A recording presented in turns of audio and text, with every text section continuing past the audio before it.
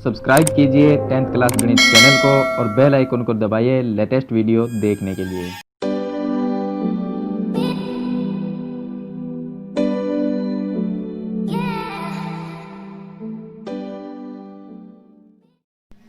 Hello students, आज की इस वीडियो में हम शुरू करेंगे प्रमेय 11.3। इस वीडियो में आपको 11.3 से 11.5 तक के जो प्रमेय हैं वो इसी वीडियो में आपको बताऊंगा किस तरह से इन प्रमेय को सिद्ध करना है। तो इसमें चलिए हम फर्स्ट जो प्रमेय आती है 11.3, इस प्रमेय को हम सिद्ध करेंगे। तो वीडियो को आप लाइक कर दीजिए और चैनल को सब्सक्राइब कर लीजिए ताकि इसी प्रकार की वीडियो की नोटिफिकेशन वो आपको मिलती रहे। तो यहाँ पर देखिए प्रमेय 11.3 है, उसमें दिया गया है कि यदि कोई एक रेखा किसी त्रिभुज के एक आंतरिक कोण का समद्विभाजन करे तो हम पहले एक त्रिभुज बनाएंगे। तो यहाँ पर हम एक त्रिभुज लेंगे इस तरह से,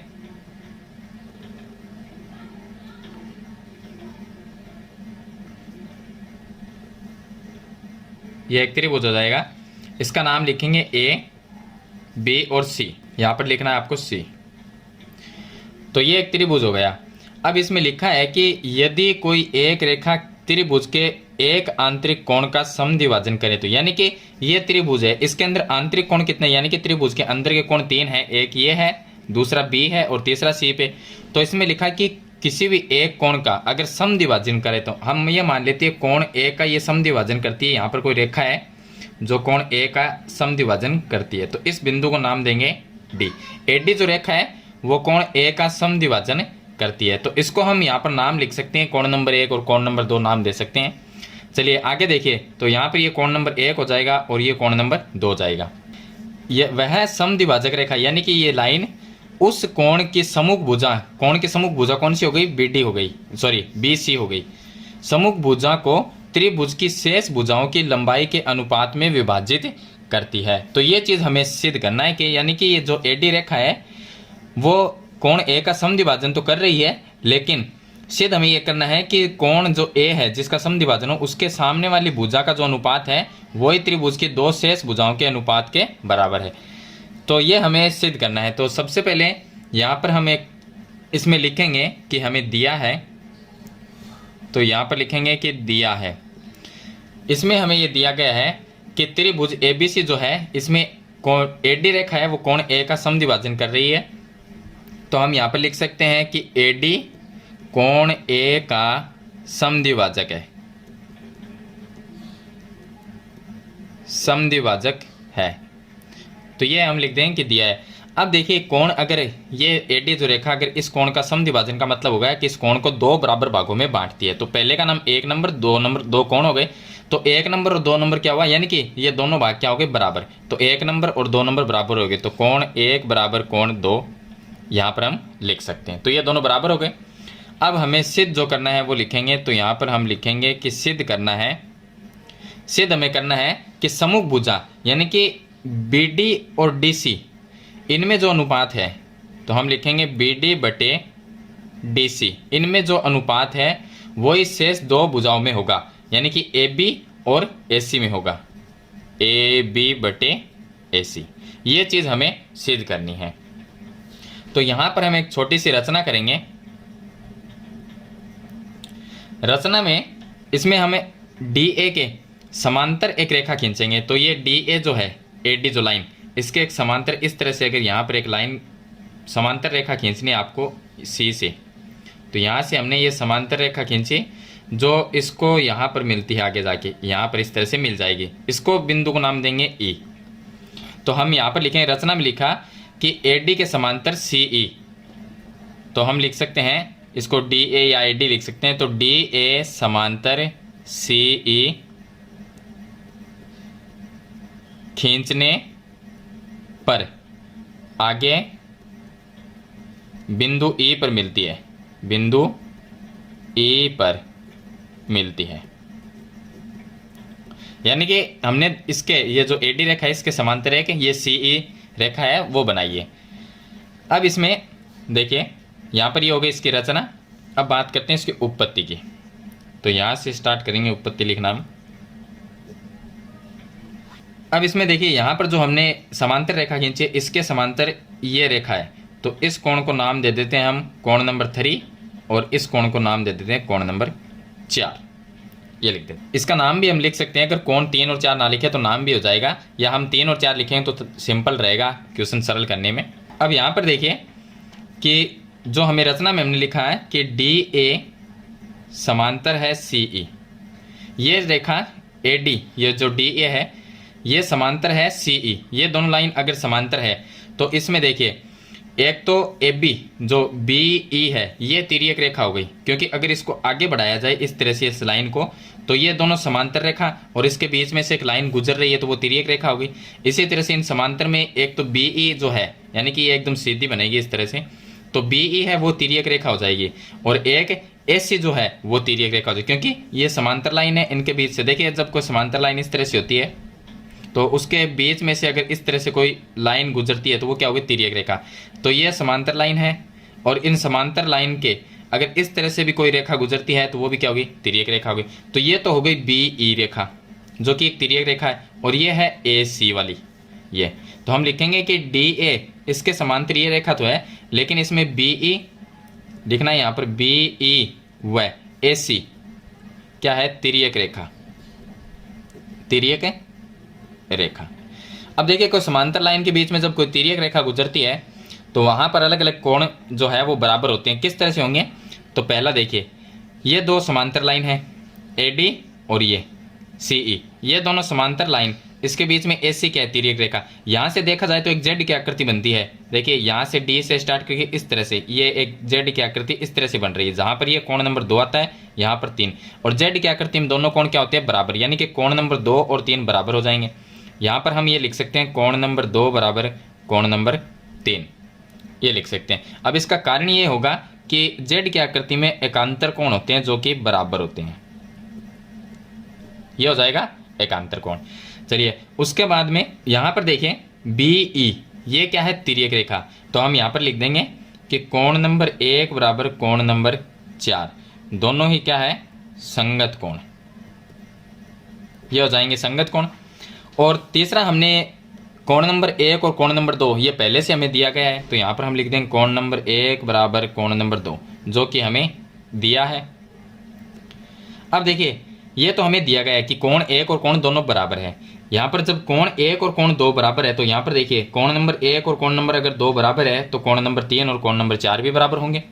तो यहाँ पर हम लिख सकते हैं कोण नंबर 3 बराबर कोण नंबर 4। इसको हम नाम दे देंगे समीकरण नंबर 1 नाम दे देंगे और इसको 2 नाम दे देंगे। तो यहाँ पर कोण नंबर 3 और कोण नंबर 4 ये बराबर है, इसको नाम समीकरण नंबर 3 नाम दे देंगे। अब इसके बाद में देखिए अब हमें एक त्रिभुज लेना है, तो यहाँ पर हम लिखेंगे कि त्रिभुज, त्रिभुज कौन सा लेंगे, ACE, ये त्रिभुज लेंगे, ACE ये त्रिभुज लेंगे। तो यहाँ पर ACE, त्रिभुज ACE से इस त्रिभुज में क्या होगा कि कोण नंबर 3 और 4 बराबर हो गया, जो कि हमने समीकरण 3 से लिखा था। यहाँ पर हम लिख देंगे कोण नंबर 3 बराबर कोण नंबर 4, यहाँ पर लिख देंगे समीकरण 3 से। देखिए जब कोई त्रिभुज में ये दो कोण बराबर हैं तो इनके ये भुजा और ये भुजा भी बराबर होगी, यानी कि जब कोण बराबर होते हैं तो भुजाएं भी क्या होगी, बराबर। तो ये कोण 3 नंबर 4 नंबर अगर बराबर हो सकते हैं तो ये AE और AC ये दोनों ही बराबर होगी। तो यहाँ पर हम लिख सकते हैं AE बराबर AC, ये दोनों भी बराबर होगी। यहाँ पर हम इसको नाम दे सकते हैं समीकरण नंबर 4। अब इसके बाद में हम एक दूसरा त्रिभुज लेंगे, दूसरा त्रिभुज ये लेंगे हम, यहाँ पर देखिए BCE, ये त्रिभुज लेंगे BCE जो इस तरह से बना हुआ है। देखिए ये त्रिभुज हो गया, ये B हो गया, यहाँ पर C, ये E, जो इस तरह से बड़ा वाला त्रिभुज है BCE, ये त्रिभुज लेंगे। इसमें यहाँ पर ये समांतर रेखा है जो कि AD है, ये AD। तो यहाँ पर हम त्रिभुज BCE से इस त्रिभुज में क्या हुआ, ये दोनों लाइन समांतर है, ये रेखा इसके समांतर, यानी कि AD DA और CE तो ये समांतर है। तो हम इसको लिख सकते हैं DA समांतर CE, ये दोनों अगर समांतर है, कहाँ से समांतर हुई, ये रचना की थी हमने, तो रचना से दोनों क्या है, समांतर है। तो हम यहाँ पर लिख देंगे रचना से, समांतर लाइन की हमने रचना की थी, ये दोनों अगर समांतर है, यहाँ पर दोनों ये रेखाएं जो है, ये रेखा इसके समांतर है, यानी ये AD और सी ये क्या है, समांतर है। तो त्रिभुज में समांतर रेखा जब होती है तो उसमें हम आधारभूत आनुपातिकता प्रमेय लगा सकते हैं, जिसको हम थेल्स प्रमेय कहते हैं। तो क्या होगा, इस जो इस भुजा में और इस भुजा में अनुपात है वही है इसमें और इसमें होगा। तो हम लिख सकते हैं बी डी बटे डी सी, क्योंकि ये दोनों समांतर है तो इसको हम लिख सकते हैं बी डी बटे डी सी बराबर, इसको लिख सकते हैं बी ए बटे ए ई। तो बी ए बटे ए ई, इसमें ये लिख सकते हैं। इसको हम लिख देंगे थेल्स प्रमेय द्वारा, थेल्स प्रमेय या आधारभूत आनुपातिकता प्रमेय लिख सकते हैं।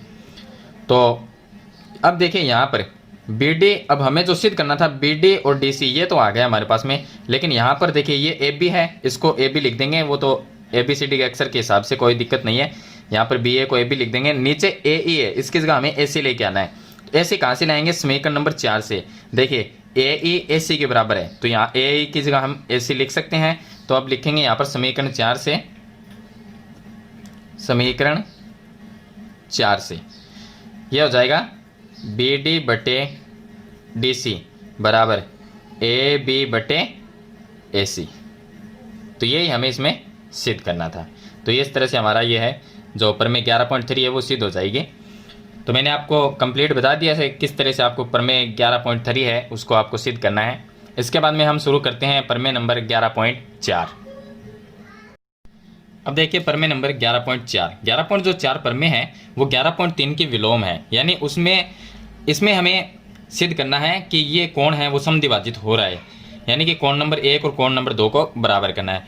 और वहाँ पर हमने भुजाओं का अनुपात है वो बराबर किया था।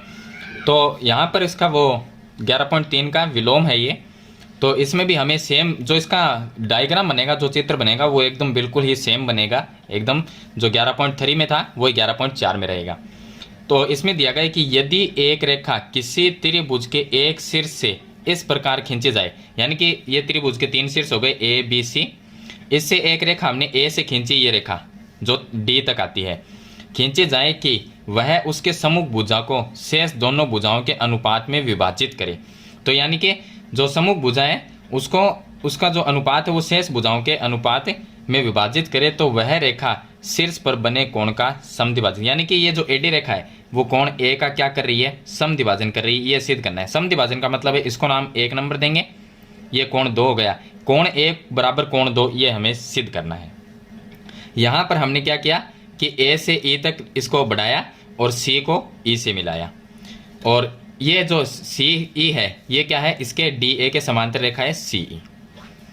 तो सबसे पहले हम लिखेंगे कि यहाँ पर लिखना है आपको कि दिया है हमें, चलिए यहाँ पर लिखते हैं हम, दिया है। तो इसमें हमें लिखना है बीच से जो लाइन है उस पर डी एक ऐसा बिंदु है, तो हम लिख देंगे कि त्रिभुज ए बी सी में डी बी सी पर ऐसा बिंदु है जो अनुपात किस तरह से डिवाइड कर रही है कि देखिए इसमें लिखा है कि सम्मुख भुजा को वह उसके सम्मुख भुजा कौन सी हो गई, जो ए है कोण, इसके सामने वाली भुजा बी सी हो गई। तो ये हो गई सम्मुख भुजा को शेष दोनों भुजाओं के अनुपात में विभाजित करे। तो ये डी बिंदु किस तरह से अनुपात में विभाजित कर रहा है ये चीज़ हमें दी है, यानी कि इस भुजा में और इस भुजा में अनुपात, यानी बी डी बटे डी सी। तो यहाँ पर हम लिखेंगे बी डी बटे डी सी बराबर शेष दो भुजाएं कौन सी रह गई, एक ए बी रह गई और दूसरी ए सी। तो ए बी बटे ए सी, ये चीज़ हमें दी गई। पिछली बार जब हमने प्रमेय 11.3 जो सरल की थी, सिद्ध की थी, उसमें हमने ये चीज़ सिद्ध की थी, उसमें ये चीज़ सिद्ध करना था, और इसमें ये चीज़ हमें दी गई है। उसमें हमें पहले दिया गया था कोण का समद्विभाजन है, तो वहाँ पर हमने कोण 1 और कोण 2 को बराबर कर दिया, लेकिन यहाँ पर हमें कोण 1 और कोण 2 ये चीज़ हमें सिद्ध करनी है, यानी कि कोण 1 का समद्विभाजन हो रहा है। तो ये हमें दिया गया है। अब यहाँ पर लिखना है कि सिद्ध हमें जो करना है वो लिखेंगे, सिद्ध हमें ये करना है कि एडी जो लाइन है वो क्या कर रही है, कोण ए का समद्विभाजन कर रही है। तो हम लिखेंगे एडी कोण ए का समद्विभाजन है, या तो हम इस तरह से भी लिख सकते हैं इसको, या हम इसको लिख सकते हैं कि कोण नंबर 1 और कोण 2 बराबर, ये सिद्ध करना है, कोण नंबर 1 बराबर कोण नंबर 2, यह चीज़ हमें सिद्ध करनी है। तो रचना में वही, रचना में हमने ए को आगे बढ़ाकर ई पर मिलाया और ये है सी ई जो इसके समांतर लाइन हमने खींची। तो रचना में हम ये लिख देंगे कि ए डी के समांतर, ए डी के समांतर सी ई जो रेखा है वो खींची। तो ए डी के समांतर हमने सी ई खींची, ए को आगे बढ़ाया जो कि ई पर मिल गया। तो ए को यहाँ पर लिख सकते हैं कि ए को आगे बढ़ाकर ई से मिलाया। अब इसमें देखिए ये हो गई इसकी रचना। उत्पत्ति की बात करें तो इसकी,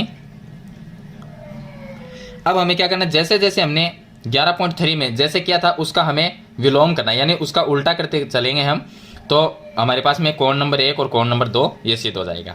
तो यहाँ पर हम इसमें छोटा सा एक कारण और लिखेंगे रचना में कि इस ए को हमने आगे बढ़ाकर ए तक मिलाया ताकि ए ई और ए सी क्या हो जाए, बराबर हो जाए, ताकि ए ई बराबर ए सी हो जाए। यानी हमने ए को आगे इसलिए बढ़ाया ताकि ए से ए तक की जो लाइन है, भुजा है, वो ए से सी के बराबर हो जाए। यानी इतने जितनी ए सी है उतनी हमने ए ई बना ली, तो इसके बराबर हो जाए। अब इसकी उत्पत्ति लिखेंगे हम सबसे पहले। तो यहाँ पर हम त्रिभुज लेंगे, इसमें ये त्रिभुज लेंगे जिसमें ये दोनों भुजाएं हमने रचना में बराबर की है, ए सी ई। तो यहाँ पर लिखें त्रिभुज ए सी ई से। इस त्रिभुज के अंदर देखिए ये भुजा और इस त्रिभुज में एक ये भुजा और ये भुजा बराबर है, तो इसका नाम है ए ई बराबर ए सी। तो ये लिख सकते हैं ए ई बराबर ए सी। अब भैया बराबर कैसे हुई, तो हमने इसकी रचना की थी, तो यहाँ से हम लिखेंगे कि रचना से। अगर देखिए किसी भी त्रिभुज में दो भुजाएं बराबर है तो वो दोनों कोण भी बराबर होंगे। तो ये कोण और ये कोण क्या होंगे, बराबर होंगे। इसको नाम देंगे 3 नंबर, इसको नाम देंगे 4 नंबर। तो कोण 3 बराबर कोण 4, इसको हम नाम दे सकते हैं समीकरण नंबर 1। ये इसके बराबर हो जाए, कोण नंबर 3 और कोण नंबर, यानी कि भुजाएं बराबर तो कोण बराबर। पहले हमने किया था कि कोण बराबर तो ये दोनों भुजा बराबर। अगर ये दोनों भुजा, इस बार क्या हुआ, ये दोनों भुजा बराबर तो ये दोनों 3 नंबर और 4 नंबर कोण बराबर। अब इसमें हमें एक चीज़ दी गई है कि बी डी बटे डी सी, बी डी बटे डी सी बराबर में दिया गया है ए बी बटे ए सी। इसका मतलब क्या है, जो कि हमें दिया है, इसका मतलब क्या हुआ, बी डी बटे डी सी, यानी इसमें और इसमें जो अनुपात है वो ए बी और ए सी में है। तो ये हो गई ए बी और ये हो गई ए सी, इसमें है, ये हमें दिया गया है, ये हमें दिया गया है। अब देखिए जो इसमें लिखा है बी डी बटे डी सी, यानी कि इसमें और इसमें जो अनुपात है वो ए बी, तो ये हो गई ए बी बटे ए सी, ये ए सी। लेकिन हम ए सी की जगह अगर चेंज कर दें तो यहाँ पर इसका और इसका अनुपात बटे में ये ए बी और ए ई अगर ये हो जाए हमारे पास में, तो इसमें हम आधारभूत आनुपातिकता प्रमेय उसका विलोम जो है उससे हमें ये दोनों रेखाएं क्या होगी, समांतर हो जाएगी। तो चलिए यहाँ पर हम क्या करेंगे, इसके ए सी की जगह इसको चेंज करेंगे।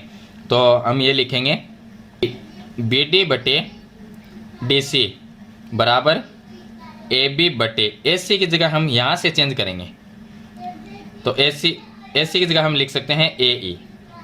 ये हमने लिखा, इसके आगे लिख देंगे कि ए ई बराबर ए सी है। ये कहाँ से हुआ, रचना से।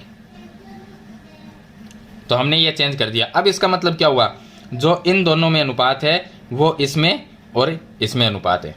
इससे क्या हुआ कि इस त्रिभुज के अंदर इन दो भुजाओं में जो अनुपात है वो इन दोनों भुजाओं में, तो इसका मतलब ए डी जो लाइन है वो सी ई के समांतर हो गई। तो हम इसको डी ए लिखेंगे कि डी ए समांतर है सी ई के, ये हो गया सी ई के। ये दोनों क्या लाइन क्या हो गई, समांतर हो गई। देखिए लाइन जब ये दोनों समांतर, ये दोनों रेखा जब समांतर है, अगर ये दोनों समांतर है, हमने जो सिद्ध कर दिया कि ये दोनों समांतर है, इसका मतलब हुआ ये समांतर लाइन को अगर इसको मैं आगे इस तरह से बढ़ा दूं, इसको आगे बढ़ाते हैं हम, तो इसमें ये जो लाइन बी ई, ये पूरी लाइन है, ये एक तिर्यक रेखा हो गई। और तिर्यक रेखा में कोण नंबर 1 और कोण नंबर 4 क्या होंगे, बराबर हो जाएंगे, क्योंकि समांतर लाइन के बीच से कोई तिर्यक रेखा गुजरती है तो यहाँ पर 1 नंबर और 4 नंबर क्या हो गए, बराबर हो गए। इसका कारण ये है कि दोनों संगत है। जैसे कि यहाँ पर ये समांतर दो लाइनें हैं, इसमें ये हो गया, तो यहाँ पर जो कोण हमारे पास में बन रहा है वो इस तरह से बन रहा है। एक ये कोण बन रहा है हमारे पास में इस साइड में और दूसरा यहाँ पर कोण बन रहा है इस तरह से। कोण हमारे पास में किस, यहाँ पर देखिए एक कोण ये हो गया और एक कोण ये हो गया, इस तरह से ये कोण बन रहे हैं। तो ये दोनों कोण क्या होते हैं? संगत कोण होते हैं। 1 नंबर और 4 नंबर क्या हो जाएंगे? बराबर हो जाएंगे। तो यहाँ पर हम लिख देंगे कोण नंबर 1 बराबर कोण नंबर 4, जो क्या है? संगत कोण है। ये हो गए संगत कोण। अब कोण नंबर 2 और 3 ये बराबर हो जाएंगे। इसका कारण भी मैं आपको बताऊंगा। कोण नंबर 2 बराबर कोण नंबर 3 ये हो गए एकांतर कोण।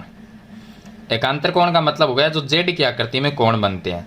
तो ये देखिए, अगर इसको इस तरह से देखा जाए तो ये क्या है? एक जेड की आकृति है।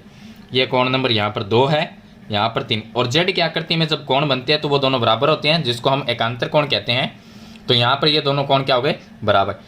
अब इसमें एक चीज़ हमने यहाँ पर समीकरण 1 में सिद्ध की थी कि कोण नंबर 3 और कोण नंबर 4 बराबर है।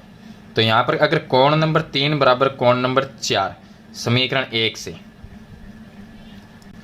ये चीज़ बराबर है, इसका मतलब क्या? कोण 3 और कोण 4 बराबर। अगर ये कोण नंबर 3 और कोण नंबर 4 बराबर है दोनों, तो 1 और 2 भी क्या होंगे? बराबर होंगे। तो हम यहाँ पर लिख देंगे कोण नंबर 1 बराबर कोण नंबर 2। इसका मतलब क्या हुआ कि 1 और 2 बराबर है। इसका मतलब एडी जो रेखा है वो कोण ए का क्या कर रही है? समद्विभाजन, यानी समान 2 भाग में कोण को बांट रही है। तो हम लिख देंगे एडी कोण ए का समद्विभाजन, समद्विभाजक है, ये लिख देंगे। तो इस तरह से आपको इसको सिद्ध करना है।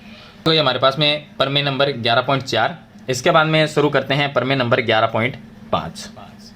इसमें दिया गया है कि त्रिभुज की एक भुजा को बढ़ाने पर, तो ये हमने एक ABC त्रिभुज बनाया है। इसकी हमने ये जो भुजा है इसको हमने आगे बढ़ा दिया यहाँ D तक। तो बनने वाला जो बहिष कोण का समद्विभाजक कोण की सम्मुख भुजा बाह्य विभाजन त्रिभुज की शेष दोनों भुजाओं के अनुपात में करता है। अब देखिए, जो हमने इस भुजा को आगे बढ़ाया तो यहाँ पर एक बनता है बहिष कोण, ये होगा बहिष कोण। तो चलिए हम यहाँ पर एक बहिष कोण बना देते हैं। तो इस तरह से ये हो गया हमारे पास में एक बहिष कोण। तो ये समद्विभाजक लाइन हो गई। ये जो कोण है बाहर वाला कोण जिसको हम बहिष कोण कहते हैं, इसको ये जो रेखा है वो समद्विभाजित कर रही है, यानी समान 2 भागों में बांट रही है।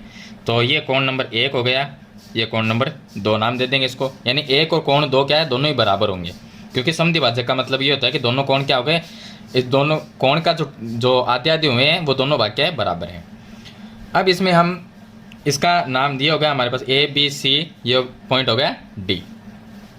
अब यहाँ पर जो ये रेखा है इसके हम समांतर एक रेखा खींचेंगे।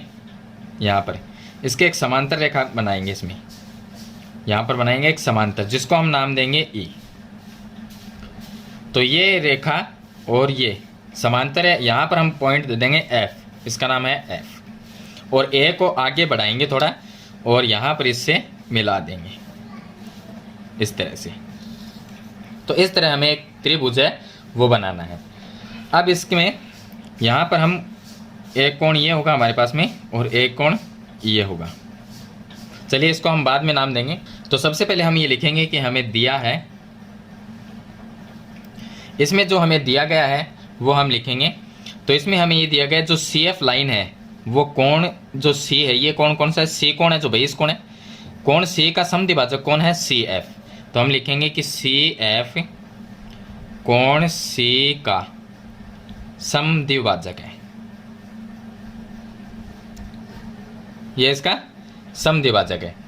इसका मतलब क्या हुआ? कोण नंबर 1 और कोण 2 बराबर हो गए। तो यहाँ पर लिख दें कोण नंबर 1 बराबर कोण नंबर 2, ये दोनों चीज़ बराबर हो जाएगी। अब इसमें यहाँ पर लिखना है कि सिद्ध करना है, हमें सिद्ध करना है। अब यहाँ पर देखिए, इसमें ये कहा गया है कि जो BF ये पूरी लाइन है B से F, जो इसमें और AF में अनुपात है, यानी कि जो BF बटे AF इन दोनों में जो अनुपात है वो ही BC और AC में है। ये BC त्रिभुज की भुजा है और ये AC क्या है? त्रिभुज की। तो BC बटे AC, ये चीज़ हमें इसमें सिद्ध करनी है। चलिए अब हम यहाँ पर रचना लिखेंगे। इसकी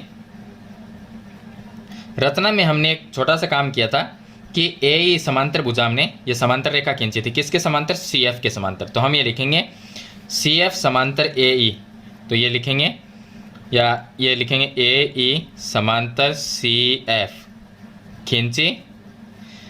ये ए ई है वो सी एफ के समांतर रेखा खींची, सी एफ के समांतर हमने ए ई बनाई। जो उसके बाद में क्या हुआ, एफ बी को कहाँ पर मिलती है? एफ बी को आगे बढ़ाने पर एफ बिंदु पर मिलती है। जो ए बी को एफ पर मिलती है, एफ बी को आगे बढ़ाया तो बिंदु एफ पर मिलती है। सी एफ है वो यहाँ पर, सी एफ का जो एफ पॉइंट है वो एफ बी को एफ पर मिलता है। चलिए अब बात करते हैं इसकी उत्पत्ति की। अब उत्पत्ति में यहाँ पर देखिए, ये जो ए ई और सी एफ ये दोनों क्या है? समांतर लाइन है, जो कि हमने इसके समांतर रेखा ये खींची थी रचना में। तो हम यहाँ पर लिख सकते हैं कि ए ई समांतर है सी एफ के, और समांतर लाइन में बी डी ये एक तिर्यक रेखा होगी, और यहाँ पर ए सी है वो तिर्यक रेखा है। देखिए इस तरह से ये लाइन है, ये दोनों समांतर लाइन है। इसमें एक तो यहाँ से जो बी डी लाइन जा रही है वो तिर्यक रेखा है, और एक यहाँ पर जो ए सी है वो तिर्यक रेखा है। ये ए हो गया, ये सी हो गया। तो इस तरह से तो ये दोनों समांतर हो गई, और यहाँ पर बी डी और ए सी तिर्यक रेखा है। तो हम यहाँ पर लिखेंगे बी डी व ए सी, ये क्या है? तिर्यक रेखा, तिर्यक रेखा है। अब समांतर लाइन में जब तिर्यक रेखा आती है तो वहाँ पर कोण क्या है? बराबर हम कर सकते हैं। कैसे करेंगे? देखिए यहाँ पर एक जेड की आकृति बनती है, ई ए सी, इस तरह से। देखिए ये एक जेड की आकृति है यहाँ से, और इस तरह से। यहाँ पर इसको कोण नंबर 3 नाम दे देंगे, यहाँ पर इसको 4 नाम दे देंगे। तो देखिए ये कोण नंबर 1 और कोण नंबर 3 बराबर हो जाएंगे, क्योंकि ये इस तरह से जेड की आकृति में, तो इसको हम एकांतर कोण कहते हैं। तो लिख सकते हैं कोण नंबर 1 बराबर कोण नंबर 3, इसको कहेंगे हम एकांतर कोण। इसको नाम देंगे समीकरण नंबर 1। अब कोण नंबर 4 और कोण नंबर 2 है वो भी बराबर हो जाएंगे, क्योंकि ये संगत कोण है। देखिए क्योंकि समांतर रेखा ए की साइड में दोनों कोण बन रहे हैं, ये भी इस साइड में है और ये भी इस साइड में, और ये बीच में एक तिर्यक रेखा है, ये समांतर रेखा है। तो 2 नंबर 4 नंबर बराबर हो जाएंगे, कोण नंबर 2 बराबर कोण नंबर 4। ये इस तरह से कोण है। देखिए ये हो गई समांतर रेखा, और ये हो गया, और इसमें ये कोण यहाँ पर है और ये कोण यहाँ पर है, इस तरह से। कोण नंबर ये 4 है और ये 2 है। तो ये क्या होगा? संगत कोण। तो इनको हम कहेंगे संगत कोण, इसको नाम देंगे समीकरण नंबर 2। और यहाँ पर कोण नंबर 1 और कोण नंबर 2 बराबर दिया गया है, तो हम लिखें कोण नंबर 1 बराबर कोण नंबर 2, जो कि हमें दिया है। देखिए कोण 1 और 2 बराबर है, यानी अगर ये दोनों कोण बराबर हैं तो 3 नंबर 4 नंबर ये भी बराबर हो जाएंगे। कोण नंबर 3 बराबर कोण नंबर 4, ये बराबर हो गए। इसको हम नाम देंगे समीकरण नंबर 3। अब देखिए 3 नंबर और 4 नंबर ये क्या हो गए? बराबर हो गए। अब हम इसमें एक त्रिभुज लेंगे। अब त्रिभुज कौन सा लेंगे? ए ई सी, ये लेंगे ए सी ई, क्योंकि इसमें 3 नंबर 4 नंबर कहाँ पर बराबर है? इस त्रिभुज में है। तो वो त्रिभुज 3 नंबर 4 नंबर कोण यहाँ पर आते हैं, तो ए सी ई ये त्रिभुज लेंगे। तो त्रिभुज ए सी ई से, ये देखिए इस त्रिभुज के अंदर अगर 2 कोण बराबर है तो उनकी भुजाएं भी क्या होगी? बराबर। ये भुजा और ये भुजा बराबर होगी, क्योंकि बराबर कोण की भुजाएं हैं वो क्या है? बराबर होती है। तो यहाँ पर हम लिख सकते हैं कोण नंबर 3 बराबर कोण नंबर 4। ये तो है हमारे पास में समीकरण 3 से हमने बराबर किया है, यहाँ पर बराबर किया था। अगर ये बराबर है दोनों कोण, तो ये भुजा और ये भुजा भी बराबर होगी। तो ए सी बराबर सी ई लिख सकते हैं, ए सी बराबर सी ई। इसका कारण लिख देंगे, बराबर कोण की सम्मुख भुजाएं, बराबर कोण की सम्मुख भुजाएं बराबर होती है। यहाँ पर कोण बराबर तो भुजाएं बराबर। चलिए यहाँ पर देखिए ये भुजा इसके बराबर हो गई, इसको हम नाम देंगे समीकरण नंबर 4। चलिए अब देखिए, अब इसमें हम यहाँ पर इस त्रिभुज से हमने इन दोनों भुजाओं को बराबर कर दिया है, ये भुजा इसके बराबर है। अब हम इसमें बड़ा त्रिभुज लेंगे बी सी एफ, ये बड़ा वाला त्रिभुज। तो हम यहाँ पर लिखेंगे त्रिभुज बी सी एफ, ये बड़ा हो गया B C F, B C F से। इस त्रिभुज के अंदर, ये बड़े वाले त्रिभुज में, ये AE और CF ये बराबर, ये त्रिभुज इस तरह से देखिए, मैं फिर से एक बार ये चित्र है वो बना देता हूँ, और यहाँ से ये लाइन है वो इससे मिल रही, इसके समांतर यहाँ पर एक लाइन बनी हुई इसके अंदर जो कि AE है, ये पॉइंट C है, यहाँ पर बिंदु F है और ये B है, ये इसके समांतर है, जो हमने यहाँ पर रचना में की थी ये इसके समांतर है। अब देखिए ये हमने एक त्रिभुज लिया है और त्रिभुज में अगर ये भुजा इसके समांतर है तो हम इसको अनुपात में लिख सकते हैं, वो आधारभूत आनुपातिक प्रमेय लगा के। तो इसमें क्या होगा, हम अनुपात में किस तरह से लिखते हैं, इसके बट्टे में ये लिखते हैं और इसके बट्टे में ये लिख सकते हैं। इसका एक दूसरा तरीका भी है लिखने का कि पूरी BC के बट्टे में ये EC लिख सकते हैं, पूरी जो BC है उसके बट्टे में ये EC या CE लिख सकते हैं, और यहाँ पर पूरी BF इसके बट्टे में ये AF लिख सकते हैं। तो चलिए यहाँ पर हम लिखेंगे कि BCF इस त्रिभुज के अंदर ये रेखा इसके समांतर है, तो AE समांतर है CF, समांतर है कहाँ से, रचना से, ये इसके समांतर है। तो अगर भुजाएं ये समांतर हो गई तो इसको अनुपात में लिखेंगे, तो पूरी लिखेंगे, ये इनको इतने को नहीं लिखना, हमें पूरी लिखना है, CBC, पूरी जो BC है उसके बट्टे में, यानी कि पूरी BC के बट्टे में ये CE लिख सकते हैं। ये भी एक आधारभूत आनुपातिक प्रमेय है, उसका ये एक विशिष्ट गुण है जिसके द्वारा हम इस तरह से भी लिख सकते हैं और इसके बट्टे में ये भी लिख सकते हैं, लेकिन जिस तरह से हमें ज़रूरत हो उसके अकॉर्डिंग हम लिख सकते हैं। तो पूरी BC के बट्टे में ये EC लिख सकते हैं या CE हो गया। इसी तरह से बराबर में पूरी ये ऊपर वाली लाइन जो BF इसके बट्टे में लिख सकते हैं AF, ये लिख देंगे। अब यहाँ पर हमें जो सिद्ध करना है वो ये करना है BF बटे AF। तो ये देखिए यहाँ पर BC है और यहाँ पर ये हो गया CE, तो इसको थोड़ा सा चेंज करेंगे, ये BF को इस साइड में लिखेंगे, तो इसको हम, इससे कोई फ़र्क नहीं पड़ता, ये BF बटे ये आ गया AF और बराबर है BC बटे CE को इस साइड में लिख देंगे, तो BC बटे CE। अब देखिए यहाँ पर हम देखें तो BF बटे AF ये तो इसके बराबर हो गया, ऊपर BC है, यहाँ पर भी BC आ गया, लेकिन नीचे AC है और यहाँ पर हमें AC लेके आना है CE की जगह। कहाँ से लेके आएंगे, यहाँ पर हमने समीकरण नंबर 4 में देखिए ये सिद्ध किया था AC बराबर CE, तो हम यहाँ पर लिख देंगे कि AC बराबर CE। ये कहाँ से आया, समीकरण 4 से। समीकरण 4 में हमने ये चीज़ सिद्ध की थी। देखिए यहाँ पर फिर से आपको एक बार रिपीट कर देता हूँ मैं, यहाँ पर ये कोण बराबर तो भुजाएं बराबर, ये हमने समीकरण नंबर 4 इसको नाम दिया था। तो AC बराबर CE, तो हमने ये लिख दिया AC बराबर CE समीकरण नंबर 4 से। अब बाकी हम सेम रखेंगे BF बटे AF बराबर में BC की जगह BC रखना है, और देखिए इसकी जगह ये CE है, तो CE की जगह हम क्या लिख सकते हैं AC, क्योंकि CE AC के बराबर है, तो इसकी जगह हम लिख सकते हैं AC। ये हो जाएगा इतिसिद्धम। तो इस तरह से ये हो गई प्रमेय नंबर 11.5। तो हमें ये चीज़ इसमें सिद्ध करनी थी, जो मैंने आपको यहाँ पर बता दिया है कि किस तरह से इसको सिद्ध करना है। तो मैंने आपको इस वीडियो के अंदर 11.3 से 11.5 तक के जो प्रमेय हैं वो मैंने इसमें आपको बताई है। वीडियो अच्छे लगे तो लाइक और शेयर जरूर कर देना, और चैनल पे नए हैं तो सब्सक्राइब करना, साथ में बेल आइकन का बटन जरूर दबाना, ताकि आने वाली इसी प्रकार की वीडियो की नोटिफिकेशन है वो आपको सबसे पहले मिल सके। हमारे अदर्स चैनल हैं उनको भी सब्सक्राइब जरूर करें, लिंक आपको डिस्क्रिप्शन में मिल जाएगा। आज की वीडियो में इतना ही, मिलते हैं नई वीडियो नए टॉपिक के साथ, तब तक के लिए थैंक यू।